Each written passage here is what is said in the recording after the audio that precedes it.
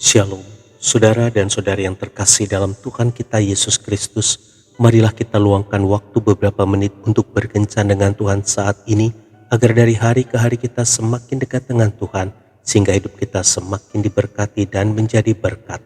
Bacaan dari surat pertama Rasul Paulus kepada jemaat di Korintus, bab 1 ayat 26. Ingat saja saudara-saudara, bagaimana keadaan kamu ketika kamu dipanggil. Menurut ukuran manusia, tidak banyak orang yang bijak, tidak banyak orang yang berpengaruh, tidak banyak orang yang terpandang. Demikianlah sabda Tuhan, syukur kepada Allah. Saudara dan saudari yang terkasih dalam Tuhan kita Yesus Kristus, ada seorang pemuda yang telah berumur dan masih terus mencari pasangan hidup yang ideal. Suatu hari ia menemukan seorang gadis cantik dan pintar. Namun ia tidak jadi menikahinya sebab gadis itu tidak bisa memasak. Lalu ia mencari lagi dan akhirnya menemukan gadis yang lebih cantik dari sebelumnya. Bahkan si gadis pandai memasak. Ya, masakannya luar biasa lezat karena ia punya usaha restoran sendiri.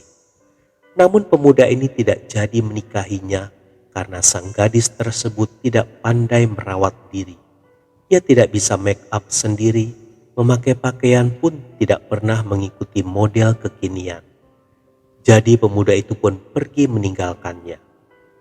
Ia mencari lagi sampai akhirnya ia menemukan seorang gadis yang menurutnya sangat sempurna.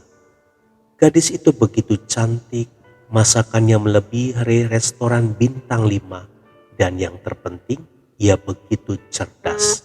Ia sungguh sempurna. Tapi pemuda ini tidak bisa menikahinya. Mengapa? Sebab gadis ini sedang mencari pria yang sempurna. Saudara dan saudari yang terkasih dalam Tuhan kita Yesus Kristus, ada orang yang juga demikian. Ia mencari perusahaan yang sempurna.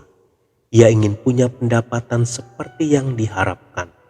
Ia mau memiliki atasan dan teman kerja yang ideal, yang semuanya sesuai dengan kriterianya. Apa itu mungkin? Sepertinya tidak. Mengapa? Karena dunia penuh dengan kekurangan di sana-sini. Ketidaksesuaian yang ada sudah semestinya tidak membuat kita stres, namun menyikapinya dengan bijak. Misalnya, teman kerja yang tidak bersahabat dan tidak sempurna dapat memacu kita untuk belajar memahaminya dan belajar bersabar. Saudara dan saudari yang terkasih dalam Tuhan kita Yesus Kristus, Allah pun saat menerima kita, Ia tidak melihat dan tidak mencari kesempurnaan dalam diri kita. Lalu mengapa kita malah menuntut agar orang sekitar kita sempurna?